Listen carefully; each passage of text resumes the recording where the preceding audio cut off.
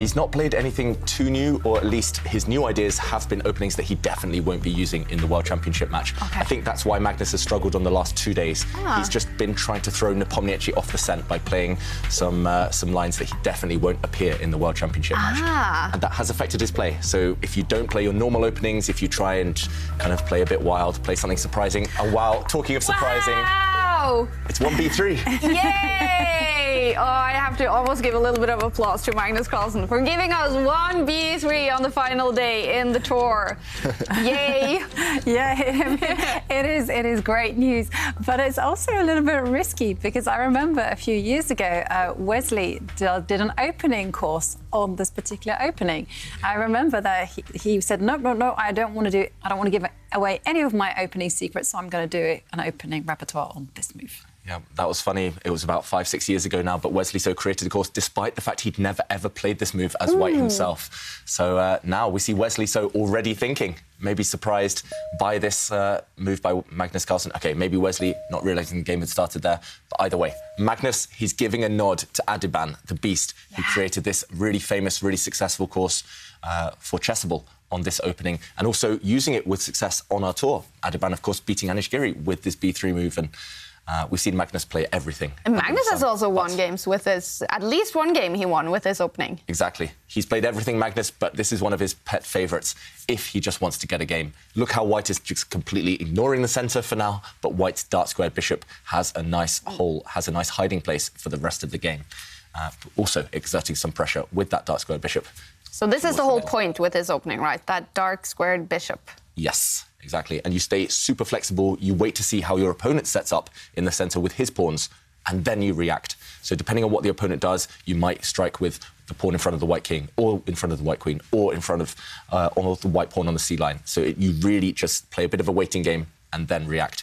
And it's a bit annoying for black, because as black, you have a free hand. You can do anything you want. And talking of doing anything you want, Wesley So has played another really rare move. He's just pushed a pawn on this right side. That looks very mysterious, but he's actually just creating a safe place for his light-squared bishop later in the game. So Wesley So, I mean, I must admit, I've never played this move before as black. I've never even seen this move before as black. But he is trying to react to the surprise from Carlsen with his own surprise. And now both sides playing a waiting game. Neither really wants to fully occupy the centre or fully strike out, initiate any trades yet. And, OK, Magnus, this is a sign, firstly, that he's saying to Nepomniachtchi, you're not going to learn anything here, but also that he wants to entertain us with a really tense battle. I love it. And is this opening one opening that you would say don't do this at home, kids? Is it like only for grandmasters? Because we already see there's a little taking of the centre, at least for White. In general, you need to be quite... you need to at least be well-versed in these types of lines. It's all about practice. But if you're wondering how to go for this different types of strategy, definitely check out that chessable course. Definitely. Because it's for all levels. It's not just for grandmasters. It's for beginners, club players. And actually, I know a lot of club players, especially, who use this type of opening, and their opponents just have no idea how to react. So there's no such thing as a bad opening in chess if you know the plans, if you know the ideas behind them. Yeah, and I have to say, I have been trying to learn Adiban's course on chessable, and just because of the spaced repetition and the move trainer, I find it quite easy. And I can tell you that Adiban, in these type of positions, he advocates playing something very, very spicy. It involves a pawn sacrifice in the centre. But we'll see if it happens. There we go. Maybe Magnus Carlsen is going to get ready for such a pawn sacrifice, Jovanka, because White has just pushed another pawn there. So not developing the White light-squared bishop yet, which was maybe his intention with the previous move, but he's getting ready to push a pawn forward in the middle of the board to harass and attack the black light-squared bishop that's developed towards the centre. And now Wesley So striking with his pawn. So now both sides are starting to take some space, are starting to control some squares. And I expect Magnus Carlsen to quickly rush and try to complete his piece development. That would involve moving White's light-squared bishop and castling the white king away to safety. Only then should you pick which pawn to push for White in the centre. Normally, you definitely try to delay that decision as long as possible. There we go, Magnus moving his bishop out. He's looking very relaxed on his mouse there, Magnus Carlsen. I think against 90% of the black possible moves, he's going to just castle the white king away to safety. And, OK, black's knight coming out, very understandable. Will white castle his king, or will he challenge maybe now in the centre by bringing the white knight forward? There we go. White's knight springs forward. This, again, is a very thematic, typical idea in this type of opening. Black's knight, once it has developed, is a target, and actually white is happy to trade a set of knights because white has less space with his pawns. Also, any trades will benefit the white bishops, which are now opened up on great diagonals. There we go, a trade of knights. And now Magnus will surely castle. Maybe he can push a pawn first, but white cannot delay much longer. Yeah, okay, he brings his knight up first. And, OK, so the idea that white has is, of course, to castle, as you mentioned, and also to push forward in the centre with a pawn. And then, of course, the position quickly is what I want to say, opens up. Yeah. And who do you prefer here, Jovanka? White is very, very flexible, can choose a variety of pawn pushes later, but black has more space temporarily. You know, it's quite funny because I tend to play this particular pawn structure with the black pieces, but I somehow prefer white. Maybe a sign that you can add it to your repertoire. Yeah, that's what I'm trying. I'm trying to memorise Adiband's chessable course. OK, and meanwhile, we saw Magnus Carlsen just with half a smile on his lips a moment ago, maybe because of his position, but also maybe because of the music.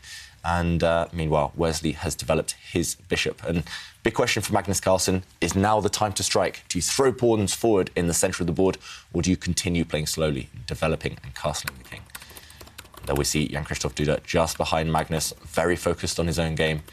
Magnus now, he will want, with the white pieces, to put some pressure on. And talking of pressure, he's going for it now, Magnus. He's trying to open up the middle of the board just before black's king is also safe. And now black's light-squared bishop is attacked. Two choices for Wesley, so he has to either take that white pawn in the centre, allow a trade, or he has to step back with his bishop, retreat it to a safe square. And personally, I would rather retreat that bishop. There we go. Black's pawn centre, if we saw pawn trade there, black's pawn centre would have disappeared and white would have access to more key squares. So black keeping his bishop nice and safe. And now it must be the moment, surely, for Magnus to open things up, maybe trade a set of pawns in the middle.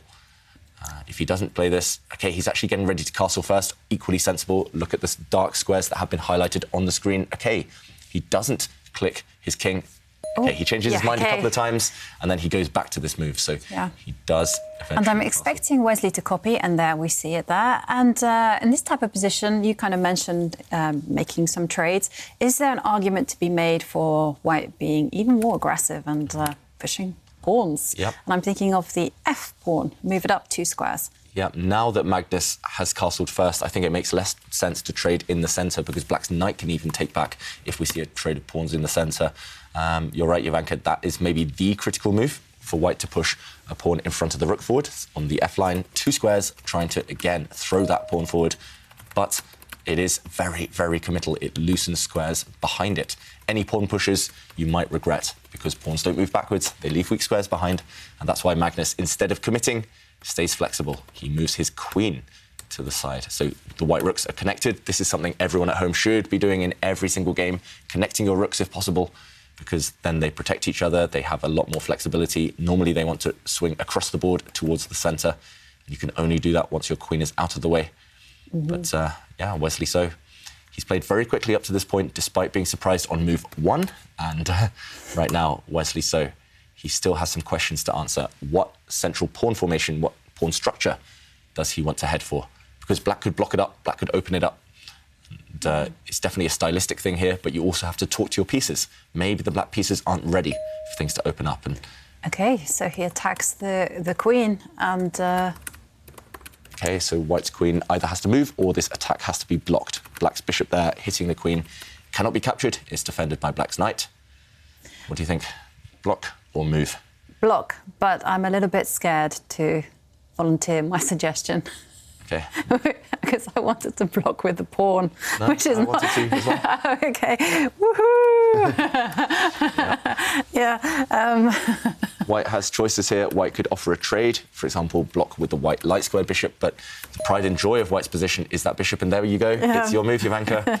White has blocked with a pawn. Yes.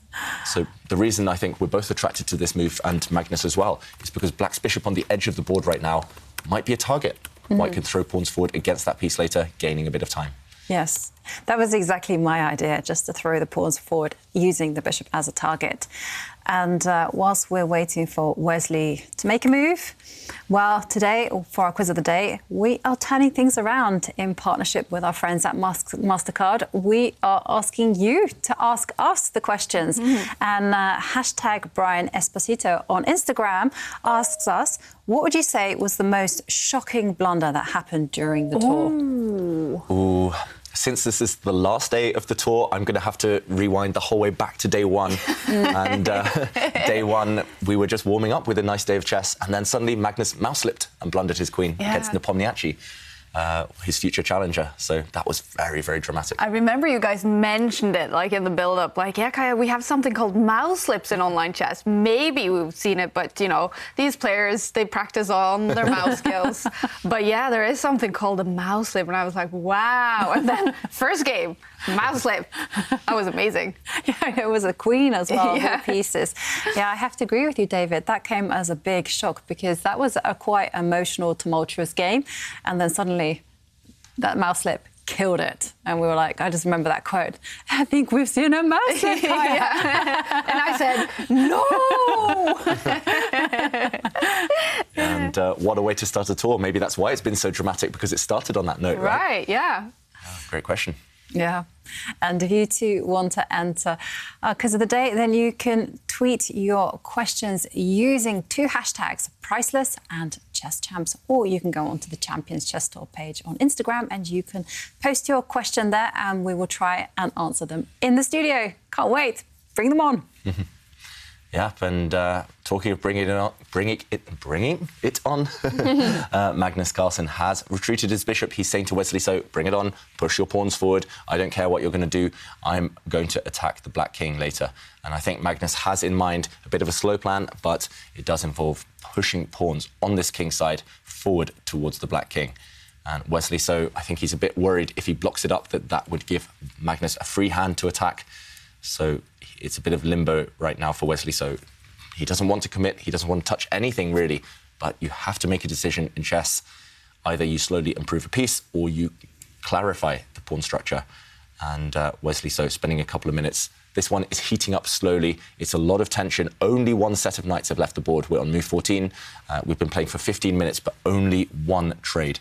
This is how tense it is right now. Both players want to win, and neither of them will want to end this fantastic tour season on a loss.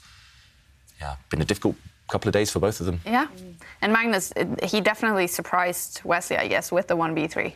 Yes, and it's not even about the surprise first move, it's about this kind of surprising, unorthodox middle game that you achieve afterwards. It's all about plans, and OK, Wesley so decided not to block it up, which maybe would have been the most ambitious move. Instead, he trades a pawn in the centre, and the evaluation bar really doesn't like that one. I'm surprised as well, because he's basically saying to Magnus, once we have a trade of pawns in the centre, I just want to make things symmetrical. OK, and Jovanka, you're surprised. You're shocked by that last move.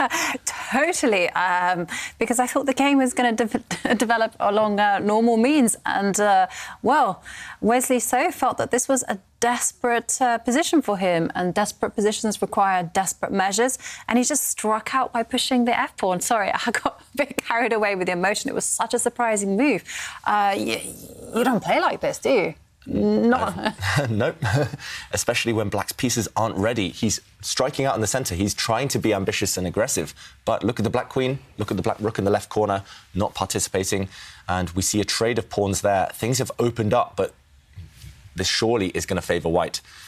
White's pieces, especially the White Queen, is primed and poised to strike. So, yeah, very, very surprising play by Wesley. So Magnus not flinching, not reacting, keeping his poker face. And now I expect to see him maybe centralise one of the 2 white rooks. Right, I totally agree with you. I was thinking if the white rook could just move to the light square, to the D line, or maybe the E line as well, you know, then White has complete control and there's an unpleasant... OK, so the rook does move to the D1 square, and now the rook is eyeing up the Black Queen, and White is one move away from getting a devastating position. If the White Knight moves, just steps forward, then suddenly it's going to be a lot of unpleasantries along the centre. Yeah. Wesley was the one to choose exploding things open. Now look at the two central lines. They're completely open. No pawns there remaining, and White's queen fantastically placed. White's rook as well. Now also ready for the action. And, OK, a trade of bishops. I'm surprised Magnus Carlsen went for that so quickly. I thought maybe he had another option as well. But, OK, now Wesley so has to decide to recapture with the black queen, getting out of the eye line of White's rook in the middle there, or to recapture with his knight and allow a potential discovered attack against the black queen. OK, Wesley, I think he'll take with his own queen. He's not necessarily blundered, he's not necessarily made a mistake, Wesley so, but he's played very creatively and very provocatively. That's why we're so surprised here in the studio. But Magnus Carlsen, will he find a way to punish Wesley so for playing such brave, kind of reckless chess? I think now at this point, but neither player really fearing too much. They just want to, again, entertain everyone and create these really, really unique positions. Is 1b3 a very online opening, or would you see it in over-the-board chess as well? You see it over the board. It's normally by players who maybe don't want to invest too much time studying between tournaments, or maybe players who are part-time amateurs who have a full-time job. They don't have time to study openings too much because you don't have to memorize too much. It's all about ideas. But also, you often see it when you have a higher-rated player with White against a lower-rated player, because they're scared if they go into the mainline type of openings, then it might just lead to a forced draw. So it keeps a lot of tension in the game. Yeah, and I also want to say, usually only played by cowboys. Sorry, that's just my joke. Because the people who play B3 call themselves cowboys. So B3 cowboys. Exactly. And it's like you develop a passion for the opening, and then when you have a passion, and there often is a community around it, and you kind of share ideas, and there's a real sense of spirit there. So, I mean, a lot of grandmasters, I'll say, have been seduced by this positive energy around such an opening move. Yeah, it's nice to keep things fresh as well, just to experiment a bit.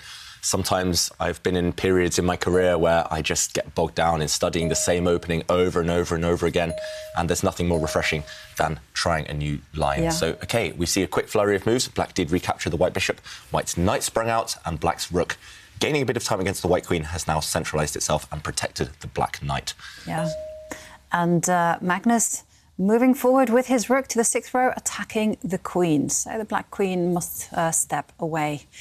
And whilst Wesley is considering where to put his queen, I have a question from Omkar Dabka, who says, great commentary, guys. It's always a pleasure to listen to us.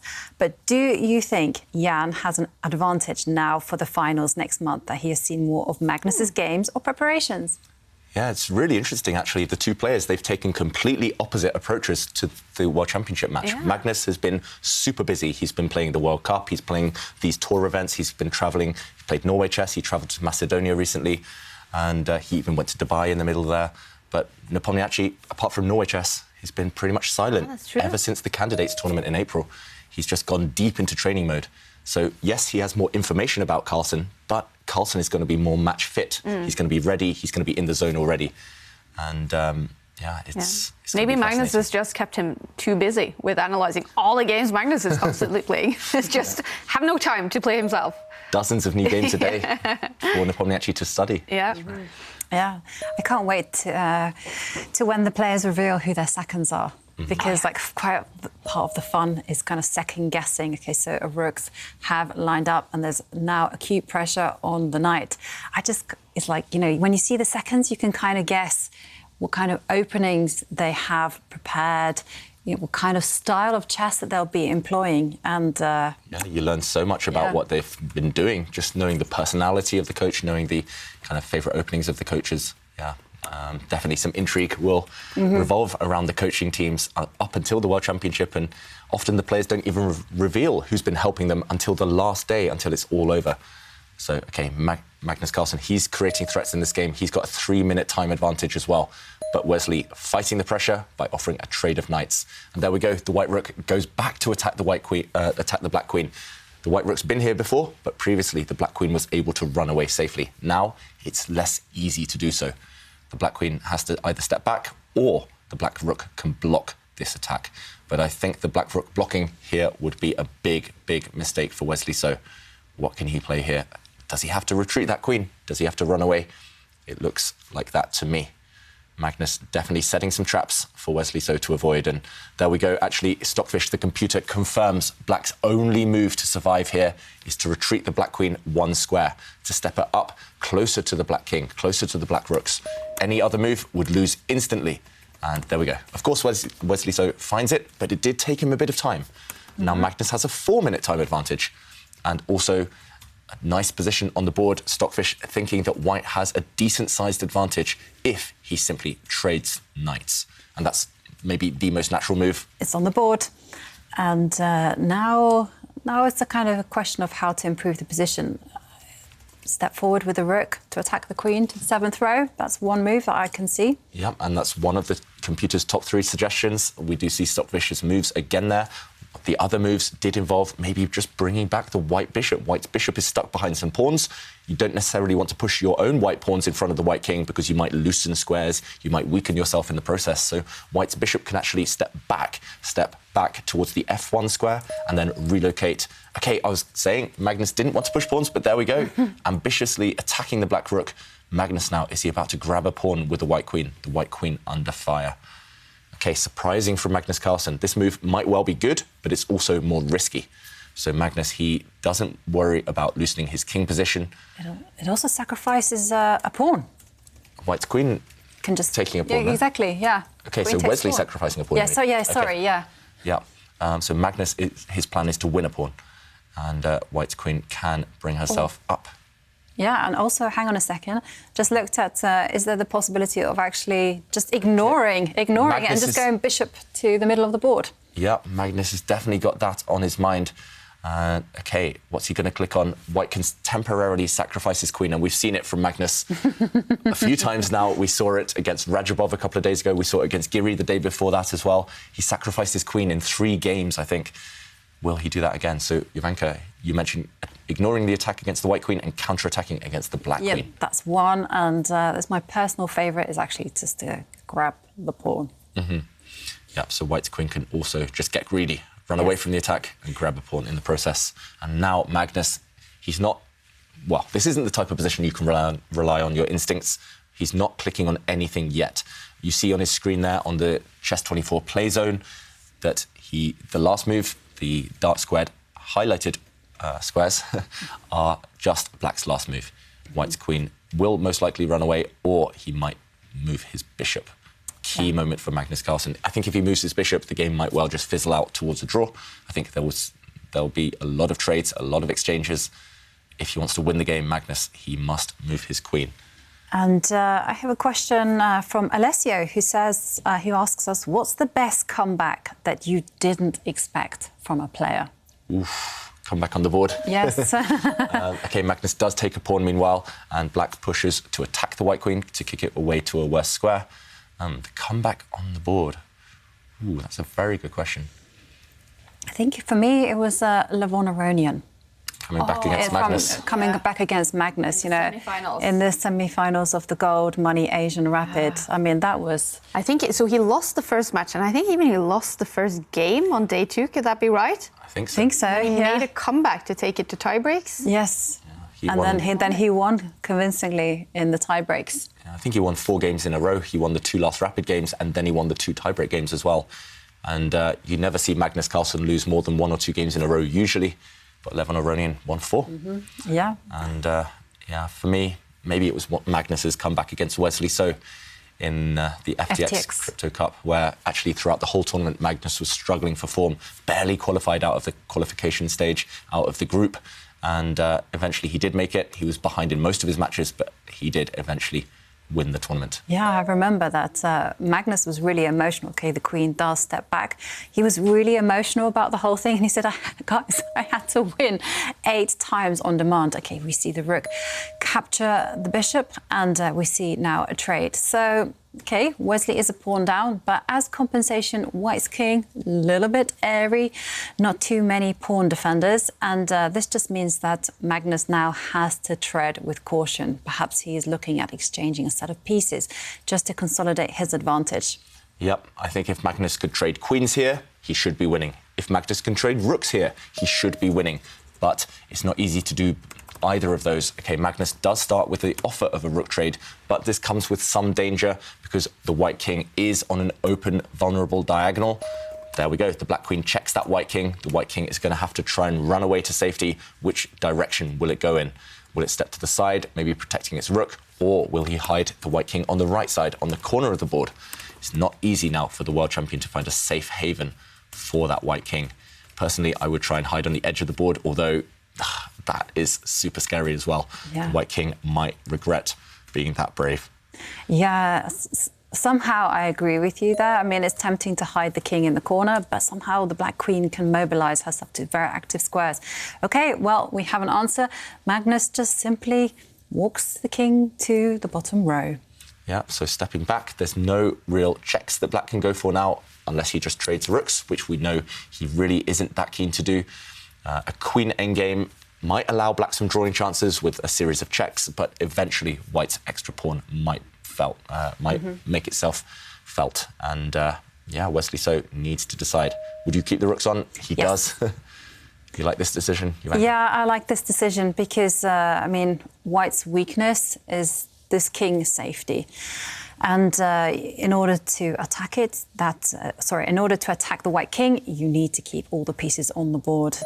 And, well, Magnus starts calmly advancing his pawns on the left, up the board. Yeah, that makes a lot of sense. In a queen endgame, it's all about pawns, it's all about racing pawns.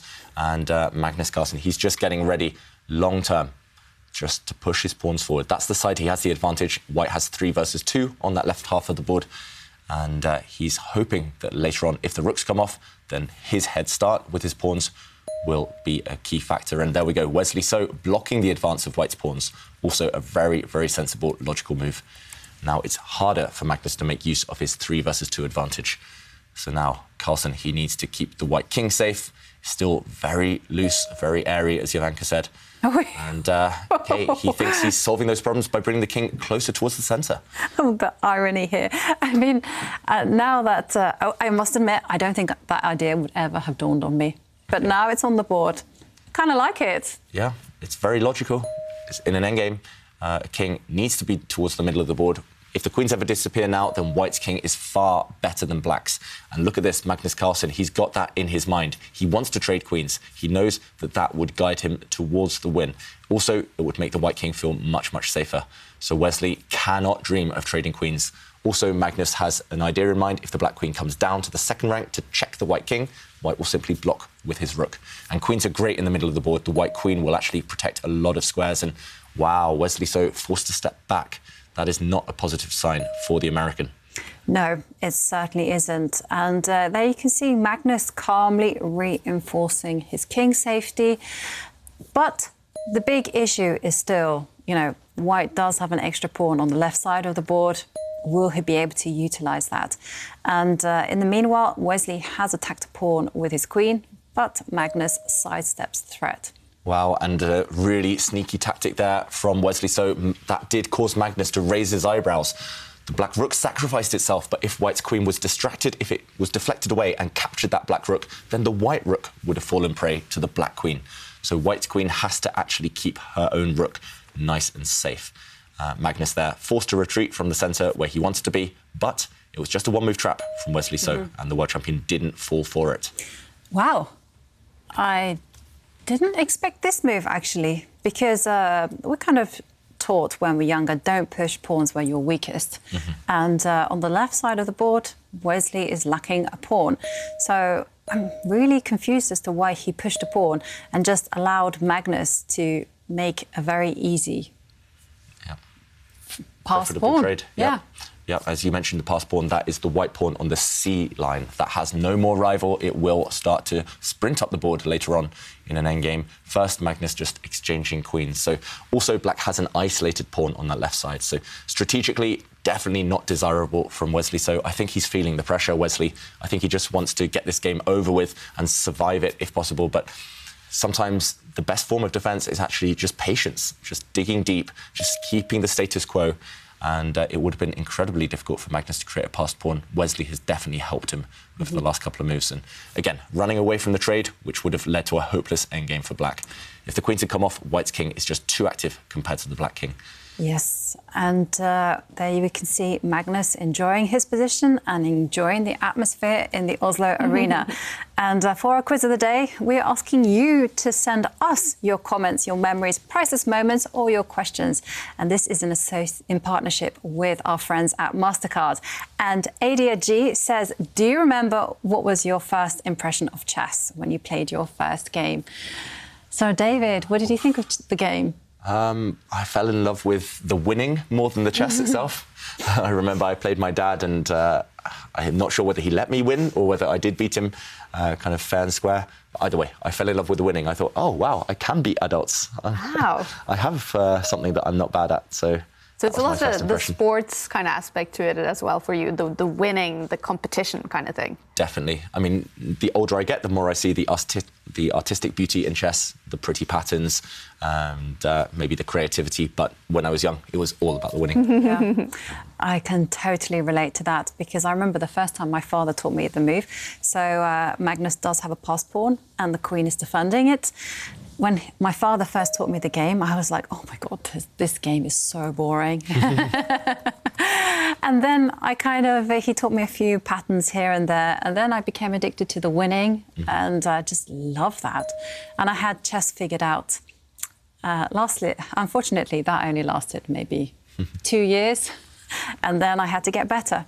Yeah, but that's the thing. We all fall in love with the winning at first, but it's also just bringing people together. It's also that community spirit. And OK, meanwhile, in this game, we have seen a trade of rooks. That's been a big, big development. Usually, we would say that's in Magnus Carlsen's favour, a trade of rooks, because now it's a pure queen endgame and he has an extra pawn. Also, white has 2 passed pawns, not just one. White has a pawn on the E line and on the C line that both could run forward. But the kings are both open. And while the white king is open, it's going to be incredibly difficult to kind of push this advantage and turn it into the full point. White's king is going to be a constant target for checks from the black queen, especially look out for diagonal checks later on. That's the key in queen endgames. But now Magnus, can he push his pawns? The black king also is going to race over towards the centre to stop white's pawn in the middle there. So, yeah, right now, queen endgames, they're the most difficult to evaluate in chess. They're the most difficult to kind of navigate. One wrong slip, if you put your queen on the wrong square or if you put your king on the wrong square, it's just game over. Either way, Wesley, so he's banking on the fact that Magnus might get lost in this maze of complications later. Wow. We say Magnus is one of the best endgame players in the world, but this is a difficult one. It looks like he's getting ready to push a pawn, however. Is he going to push a pawn forward? He moved his mouse forward there. He's just retreated it and clicked away. So just, again, not trusting his first instincts, Magnus. That's been a trend over the last 2 days where he struggled and he's still taking a bit of time on this next move. Does he push a pawn or does he relocate the king? It's a difficult decision for white. And Levon Aronian has won game 1 today against Shakhriyar Mamdyarov, a draw between Maxim Vasylegrad and Timur Rajabov. But 3 matches, game 1 still going on, and it's looking good for Hikaru Nakamura against Jan-Krzysztof Duda, sitting behind Magnus there. Anish Giri and Artemiev the bar, I think very much in the middle between those two. But in this one, the bar is slightly over to Magnus' side, but it's something about his face that is, not too happy maybe. Yeah, I think it's pure focus. Maybe just after the last 2 days, he's realised, OK, you need to dig deep in order to beat these top guys. They're world-class for a reason, and he knows that despite being a pawn up, it's still extremely difficult. Yeah. So he did indeed push a pawn as white. We know that Magnus loves to push his corner pawns there on the A and the H files. He loves to push those pawns forward just, again, to create space, to kind of clamp down on his opponent's pawns and for a pawn race in an endgame. Yeah. Meanwhile, black's king heading towards the white central pawn. Key kind of idea here. And incidentally, Magnus hasn't actually won a game since he was declared the winner of the Meltwater Champions Chess Tour. So that has to be frustrating, especially for someone as competitive as the world champion. Yeah, that's a long streak, if you think about it. Very rarely has Magnus Carlsen in his career gone that many games without winning. So there we go. Meanwhile, Wesley So has blockaded white's central pawn, and Magnus, he's done to push forward. And I think the reason, actually, it's a very deep reason, but the reason Magnus did push his H-pawn forward earlier as white is because now, if black gives a check with his queen on the diagonal, white is actually getting ready to block with his own queen.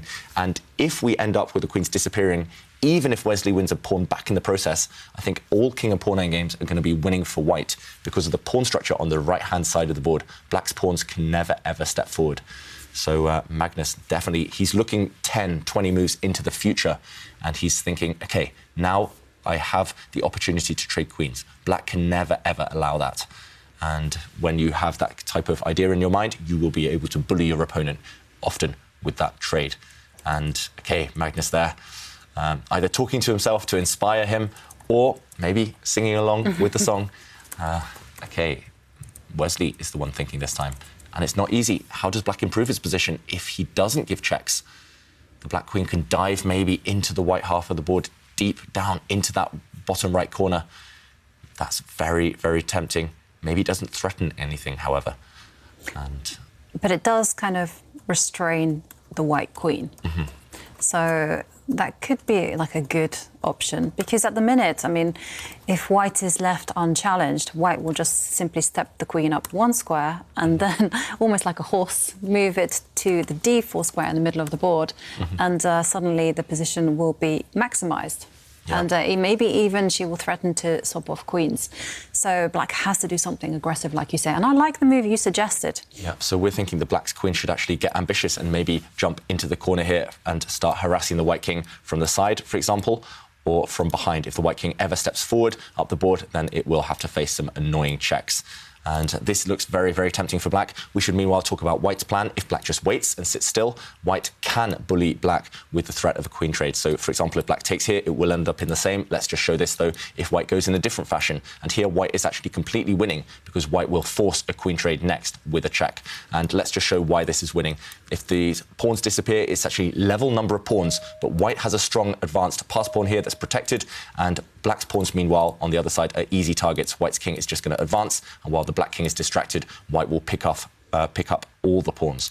This is why this pawn is so key. It stops the advance of Black's pawns on this side. And meanwhile, if we go back to the game, Wesley, he knows he can't trade down to a pawn endgame. He's keeping the queens on, but he's done that by trading a set of pawns on this left side. And now Magnus has centralised his queen.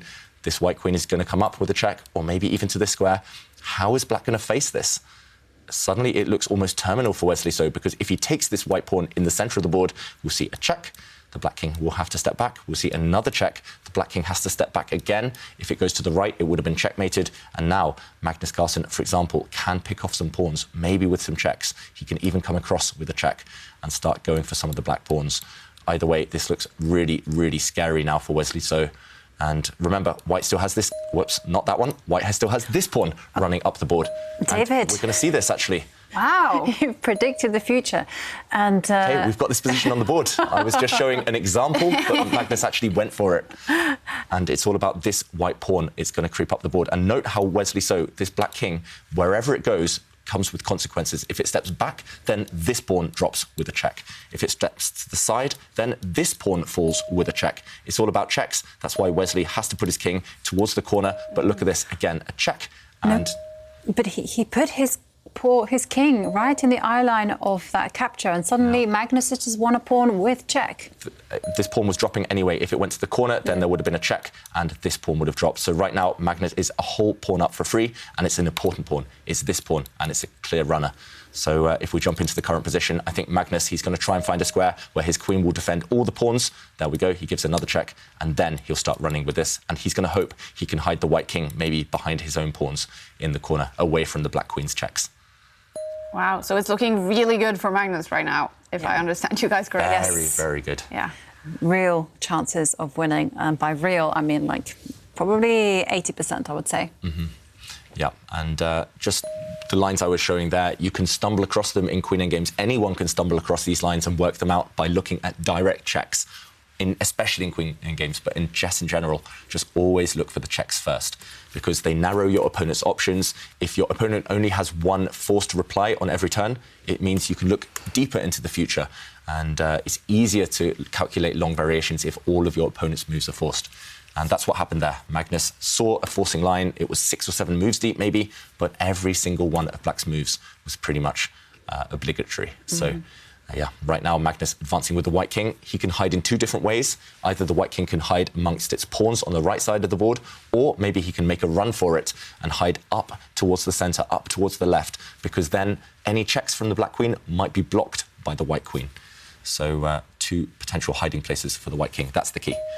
And OK, the checks begin. They're going to go on for a long, long time, these checks. Is that Wesley's only hope, to keep checking Magnus? Yeah, he's got to slow white down, otherwise white just pushes his extra pawn on the left side. Yeah, and that's the only thing that Magnus must always calculate. He must always plan for a safe home for his king to hide. Otherwise, Wesley would just use the queen and just check the king until the end of time, and you don't want that, so... Yeah, and look how nicely placed the white queen is as well. She's in the centre of the board. She controls any square that the black queen wants to use to give a check. So this is, again, queen endgame 101. It's just put your queen in the middle of the board, keep your king safe, and the rest will work itself out.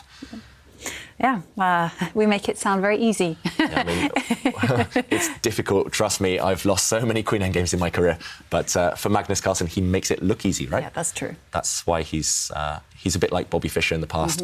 Even against the world-class players, even against his biggest rivals, he makes things look very, very simple. And there we see Wesley improving his queen position, trying to get the queen ready to give some checks along the diagonal. And it's Magnus who delivers the first check. And Magnus is doing everything you say, putting the queen in the centre, hiding the king. Yeah, I must say I've never seen anyone as good in queen endgames as Magnus Carlsen.